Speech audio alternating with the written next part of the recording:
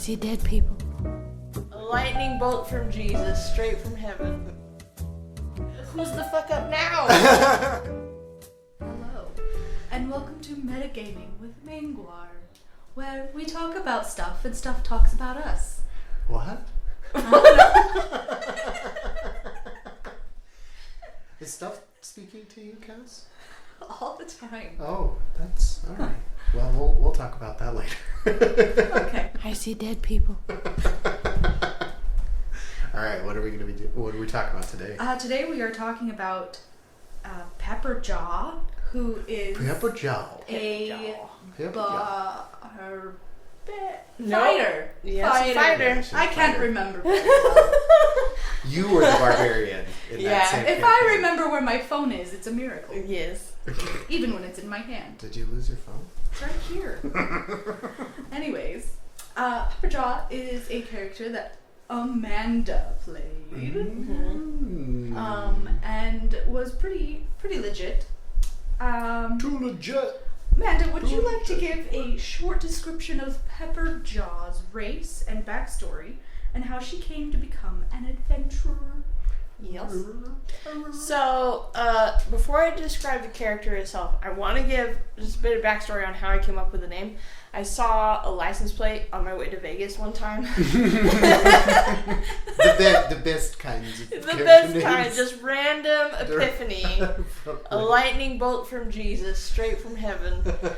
I saw a license plate that said Pepperjaw on the back of a big black truck. Divine bumper stickers. Yeah, and for like the rest half an hour that we were driving down to Vegas, in my mind I was like, Pepperjaw, Pepperjaw, Pepperjaw. Pepperjaw. Like saying it over and over in my head, and lo and behold, I decided to give a D&D character that name. And I did. I love Pepperjaw. Pepperjaw. Like, to me it sounded like the name of a jerky company. Yeah. Pepperjaw Jerky, right? Yeah. Right? Yeah. I was thinking like Pepperjaw. maybe the guy had like salt and pepper hair on his beard only, so it was don't know. Pepperjaw. I don't know. I'm just It's trying to come up with definitely reasons like why. a Cajun Southern name. Yeah. Pepperjaw. Hence, again, my Yeah, it character has has to an be. accent. Yeah. My character has like a Southern Cajun. It wouldn't work if it was like, "Hello, I am Pepperjaw." Yeah. Like it has to be that. Yeah. So the character I came up with for this name that preceded it, she's a tiefling, humongous, tall Amazonian tiefling, light gray skin. Unconventional horn type.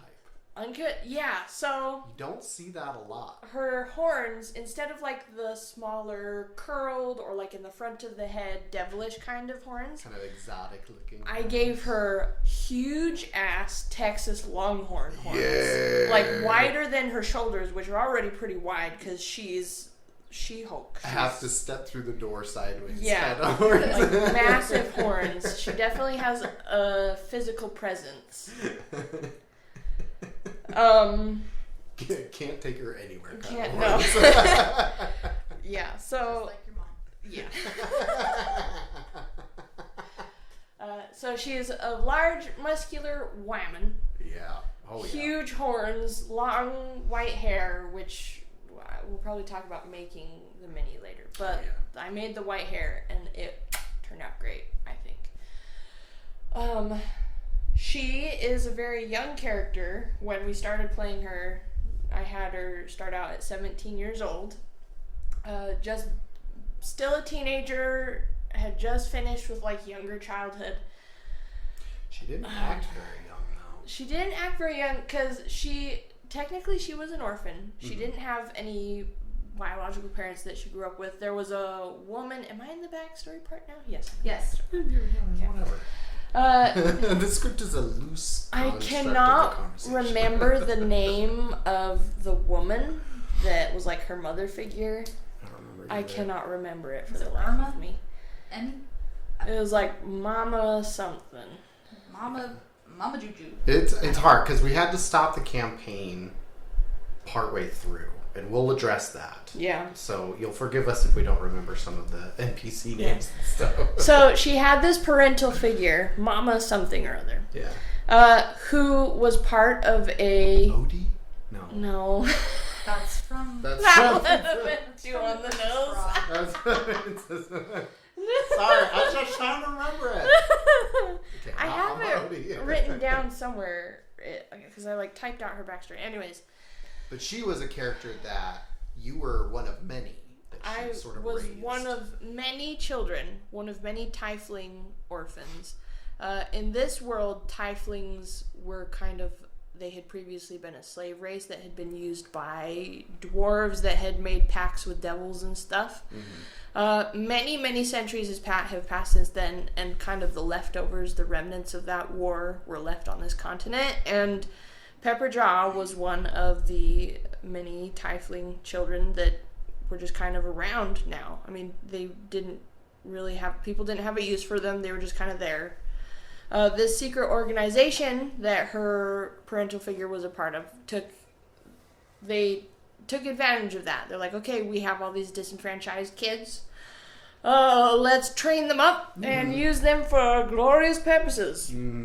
So her childhood was spent learning how to take care of herself, how to survive extreme environments, and it's not like the mother figure was super mean or rough with her. She just did what was necessary to make Pepperjaw survive when she had to leave. So Pepperjaw had a lot of conflicting emotions about that.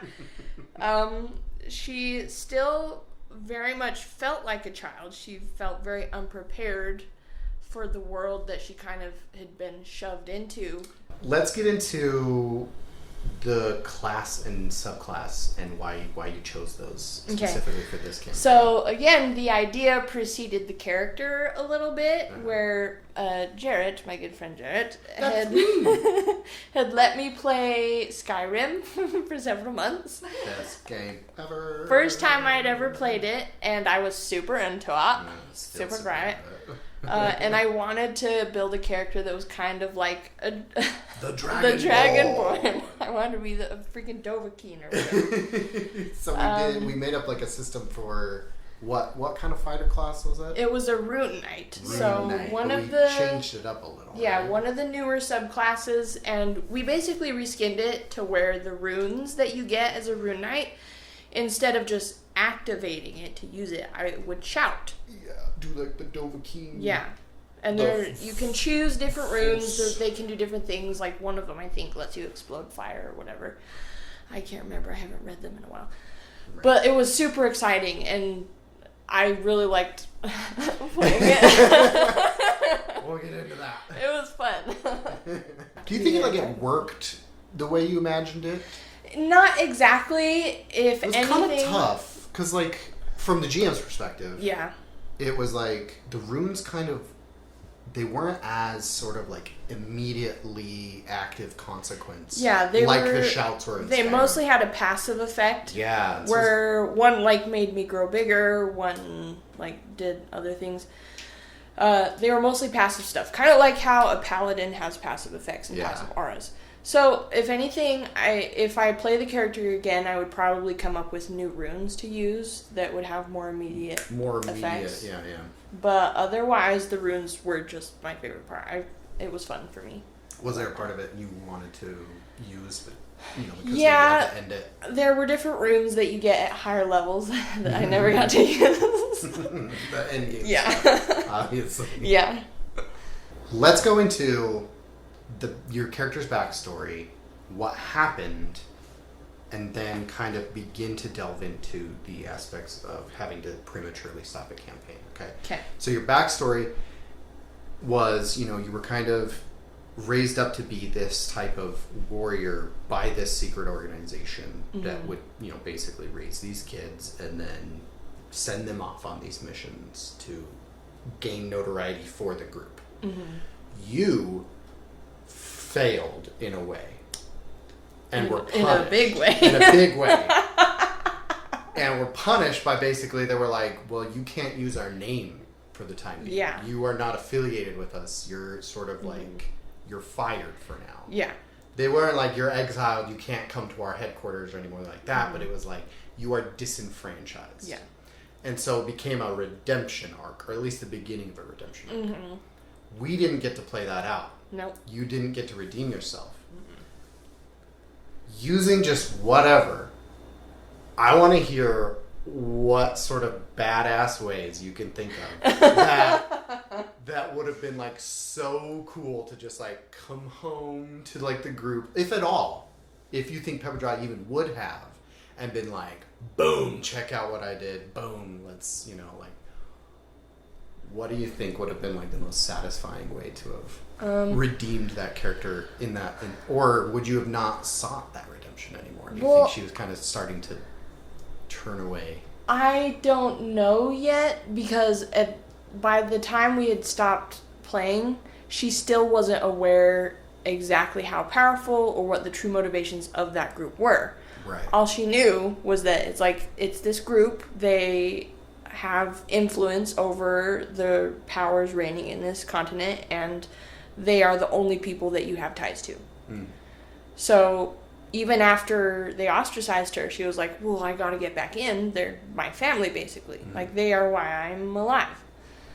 So she really hadn't discovered any other reasons for, like, wanting to or wanting to not go back. Okay. So, in her wildest dreams, No. How did she see herself kicking down the door or, coming back with this sort of redemption? Well, I think we'd had some encounters with, I can't remember what we called it. Were they called the Empire? Like, was that? Yeah. The Empire? Yeah. It was this militant race that basically had control of most of the resources, most of the power. They had come to this continent. They were the basically colonizers. Elves and men. Yeah. Yeah. And there had been contention between them and the orcs, which were kind of like the native race of that continent.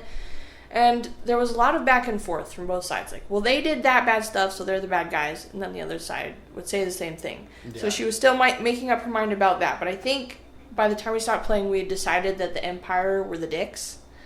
And they were a bit more dickish. Yeah. The dickishness was a bit much. You guys did find some pretty blatant discrepancies in terms of the Empire's history. Yeah. Yeah. That conflicted with actual evidence that you guys had found. And just the way that they treated people in general was a lot worse. So I think the best case scenario, like dream of dreams, what she would have liked to have done, because her group was so closely tied with the Empire, that's where they got most of their funding and who they did most of their jobs for, she would have been like, okay, well, I will be cool friends with the orcs because they're way cooler and way nicer, and we will usurp the Empire, and I'll come back and be like, hey, mysterious underground group, I'm BFS with the orcs who are now in charge. Would you like to be friends with them also? Oh, okay. So you'd be like their one avenue of staying there. Like, who's the fuck up now? You done goofed, son. Oh yeah, that would have definitely turned the tables. Oh, how the turntables. Yeah, I think that would have been what she would have tried to do. So, like, other than, like, not other than, but including unfinished sort of player character story arcs, what, from like, a player's perspective, what's kind of, like, the biggest challenges of having to end a campaign prematurely? Like, we had some players drop out, and other, campaign ideas popping up that were a little bit more intriguing. I was trying to kind of write a game, and so we came to the decision to go ahead and halt it. What do you think was the hardest part of doing that as players?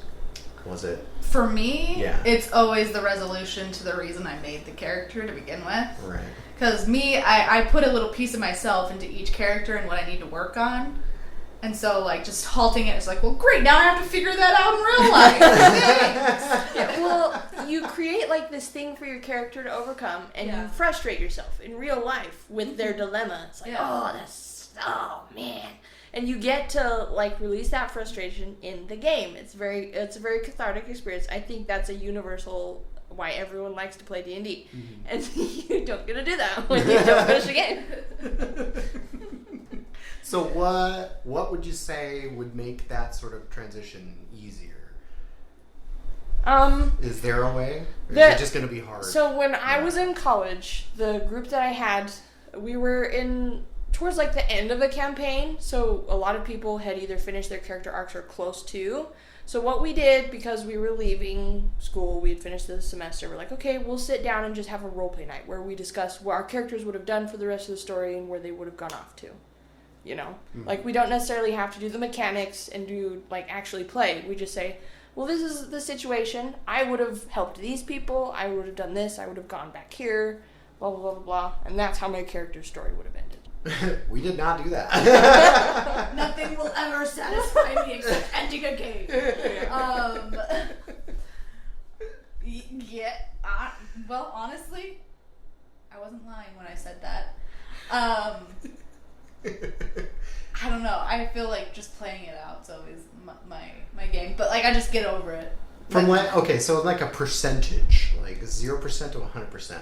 How much do you think that your characters, like in the process of creating the character, they were tied to that setting?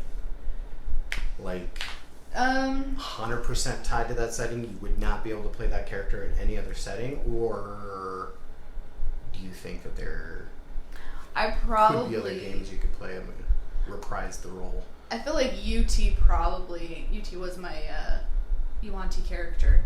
Very creative name. But I feel like I could replay her, but she wouldn't be the same because of the setting that it was in, because she was very much tied to that area. Yeah, it was like the political and the racial stuff, because Yeah. UNT were like semi-disappeared and blah, blah. It really just kind of depends, because a lot of the times you can barely remember what your character was like at the beginning. You know, like, I remember my character was the slave, not slave, but No, she was a slave. She was a slave. She had had she a was just master. treated well. Yeah. And then she was bought by some rich guy randomly and sent on a quest, and that was kind of the beginning of her actual life. So same question Yeah. to you. What do you think, in your wildest dreams, what do you think would have been a wonderful resolution for your character story arc? Like, what was she looking for? All of the magical weapons in the world. But also, she honestly wanted to, like, be part of the orc tribes to an extent. Really? Like, she wanted to be this, like, mythical creature that nobody really... Like, the boogeyman, but the good kind of boogeyman. You know, I don't know. The good kind. What's the good kind of boogeyman? The good kind of boogeyman's like, she's a legend, but she's not like... So like a superhero. Oh, she's gonna come eat you in the middle She's of the night. under your bed, but she just, like, leaves you a glass of water. Exactly. She was just weird. Like, there was no real reason. So she wanted to be like one of those folk tales where it's Yeah. like this creature would save Beauty. the innocent and weak. So, if you were to think of like a setting or a campaign where you're like, oh my gosh, I have to play UT, what kind of a, or Pepperjaw, what kind of a world would it be? Well, I don't necessarily have specific requirements that I would need to play a character, because I've reused characters before. I'm playing one now in Thomas's campaign, Hands on Fire. She used to be Stanley Bubbles. Oh yes, Stanley Bubbles. But we played like a few games in that campaign, and then that ended, and then I reused her because she was such a fun character, and I wanted to keep playing her. You can already tell from the name, Hands on Fire. You find it pretty easy to go ahead and like make the little shifts. Yeah, and obviously it's not the exact same character. Right. I would do the same with Pepperjaw. I would probably want there to be, like, some campaigns we play, the powers that be are kind of vague as to which side is good and which side is bad. I feel like if I played Pepperjaw, I would want her to have a definite bad guy. She's not that intelligent. She's not like a mastermind kind of character. She needs a specific goal. Right. And she'll go after it. So if there's like a gray area, she's gonna struggle. Yeah. Choosing a side. Yeah. Well, like the premise was she's basically a child. She's 17 years old. She just has the body of a grown ass bodybuilder. So people kind of overestimate how she's going to handle things and what she can actually do. They're like, we need to fight and blah blah blah, and she'll go out and kill stuff, but she might kill the wrong person because she doesn't understand what the actual situation is. So yeah, I would want there to be a world where it's like, these people are poor and classism is rampant and people need saving. And the bad guys all wear red. Yeah. They all have that red dot above their head that says "kill me." The Pepperjaw laugh. There's a red one. There's a red She needs a specific Skyrim detection. Yeah, she needs dragons. But coming I out of the mean- sky to fight. Oh yeah, in Skyrim I would just kill everybody. I killed several companions. In Skyrim, it's easy because all the bad guys just immediately attack you on sight. You would think, but there were many people who I hit. I think there was one where it was in the very beginning and I accidentally shouted at the king guy. And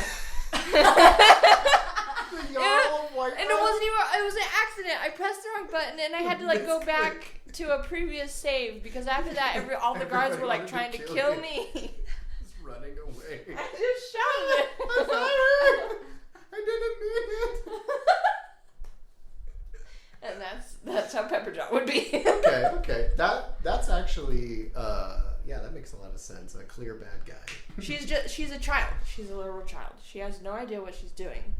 So unless there's a clear outline of like these people are in the wrong and you've got to figure out how to stop them, then she'd probably just be lost. And she's not a leader. She needs someone to tell her what to do. She is a child. So if it was a campaign where things were more vague, we'd have to have like a definite group leader. And it would not be her. It would not be her. It would not be her. And in our last group, we kind of didn't have one either. Yeah. Like, well, it kind of was you, though. It ended up really being like Levi's character needed to be the leader because he was the smartest and most intelligent. But he also is not very decisive. But then He could be coerced. And Pepperjaw. Yeah. He could be coerced, and that's how she got thrown out. Was she? Well, really the best way to coerce him. we both came up with the idea to like rob the Empire's army. Yeah. It was like a fundraiser night, and we're like, let's get drunk and go steal some shit. Like raising money for the war, and you guys break into the barracks treasury. We hella successful, but then after that, it was not great, and it did not pan out the way we had hoped. I don't know. It was kind of fun. Chaotic. It was fun. Even for me, I was just like, this is awesome. Just like watching your face when we would tell you what our decision was. Yeah, we're gonna break in. We're gonna steal it, and you.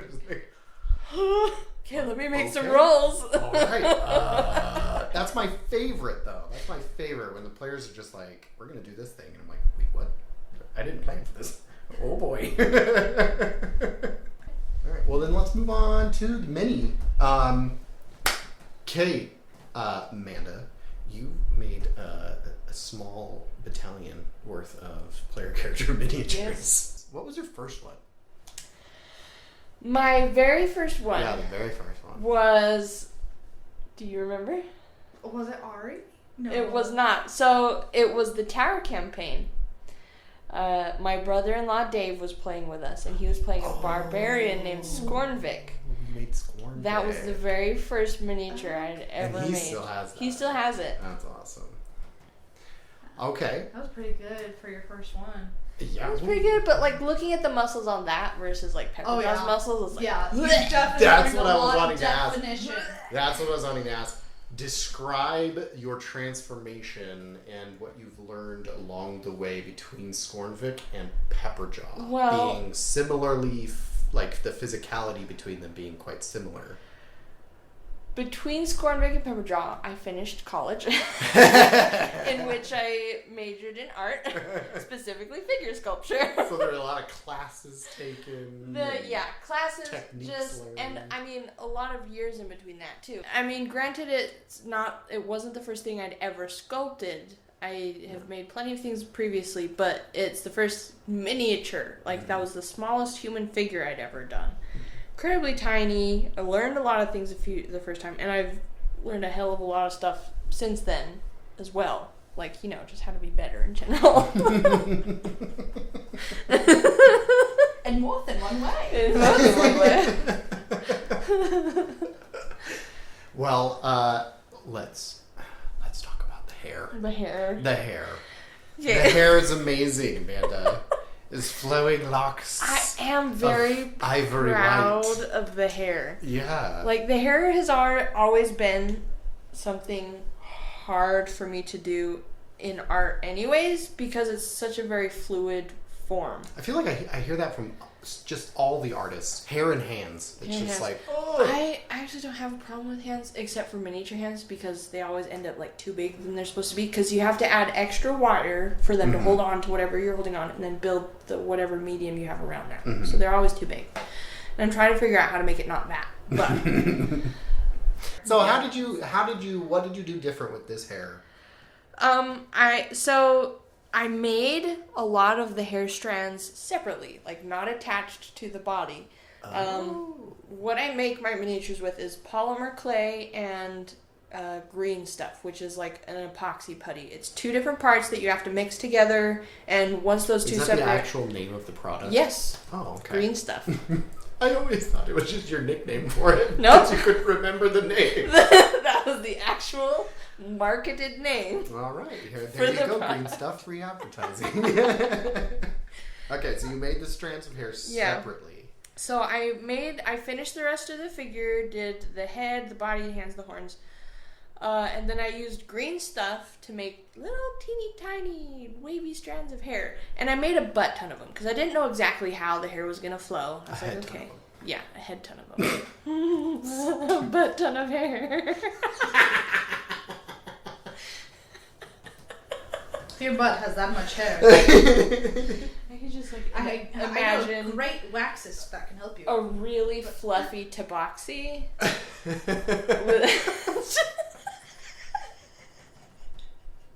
Like, you can't even see the tail because there's so much fur coming off the butt. Butt ton. Butt ton. Anyways, what were you talking about?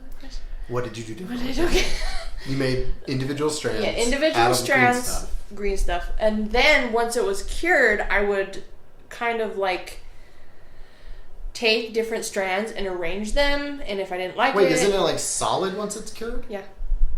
So how did you like fit them onto the head without it like breaking? Skill and dexterity. Oh my goodness. So Sleight of hand checks. Green stuff, once it's cured, it's still bendable. Like, it's not completely solid like glass or even the polymer clay would be. It still has some bend, kind of like a really elastic plastic kind of thing. Okay. So I could still manipulate it a little bit to fit better if I needed to, and use glue to hold it in place. And then I used some more green stuff to like make all of the strands flow together, so it looked like one cohesive unit of hair. And it turned out great, if I do say so myself. It really did. It looks like the hair is flowing in the wind. It's Pocahontas hair, 100%, and I love it. It's great. Are you going to do the same thing from here on out? Or it depends on the character? It depends on the hair. Because not everybody has Yeah, not all the characters are going to have long-ass hair. So I'll be honest, I didn't expect Pepperjaw to have such nice hair. that's the one feminine thing I gave her. 'Cause otherwise, she's just this jacked. Still hot in a different way. Yeah. Oh, yeah. In a different way. I'd hit that. So, I guess we'll just... Who's next? Who's next? For characters? Yeah, for your next PC. Well, looking Halcyon and forward to? Sparrow. Those are... So right now I'm making the Purple Worm, and then the next player characters are Halcyon and Sparrow. And those are both going to have magnificent hair. I mean, Halcyon's hair is curly. It's basically Chase's hair, but I think the character had quite a bit of it. It was like almost as long as your hair, Jared. Yeah. Do you have any ideas on how to make those sort of curly? Yes, cues? I've sculpted curly hair before. I actually, when I was in college, we had to do model busts and we had to choose a celebrity and get a bunch of different headshots. I did Mr. T. Oh. And I had to sculpt a mohawk afro. A A mofro. And it was great. And it was fun. It's going to be hard to do on that tiny of a head. But Chase's curls are different. But you're excited for the challenge. Yeah, I'm not worried about it. It'll be fun. I think the stuff you did for Pepperjaw is going to work wonderfully for Sparrows. Oh, yeah. And I'll have to, like, get with Chase and Celeste. Celeste drew me pictures of their characters, so I have, like, a reference. But I'll probably have to get with them on specific things, like how long Sparrow's hair was and things like that. Right. And remember, when commissioning artwork from Mangwar, more detail the better. There's no such thing as not enough Like, or if too you much think, detail. Wow, Yeah. I just word vomited all over this paper. You probably didn't do it enough. Yeah, do the word Yeah. vomit and then do it 2 more Probably times. not. And then you it's think probably... you think I can just pull skin tones out of my ass? No. I need you to tell me. Otherwise, I'm probably going to give you like a freaking albino. I'll just give you a white. Photo references. White character. Also greatly appreciated. Yeah, Amanda hated me. Yeah. I sent her like 3 pictures. Well, they ended up being helpful because you're like, this is the general armor, but this is the actual colors, and this is like the shape of her horns, but this is the actual color in her hair. Yeah. So it worked out. Yeah. Thank you for tuning in to this episode of Metagaming with Mangwar. We love you. You're all dinguses. Join us next time and tell us how we can do better. Thanks. Bye.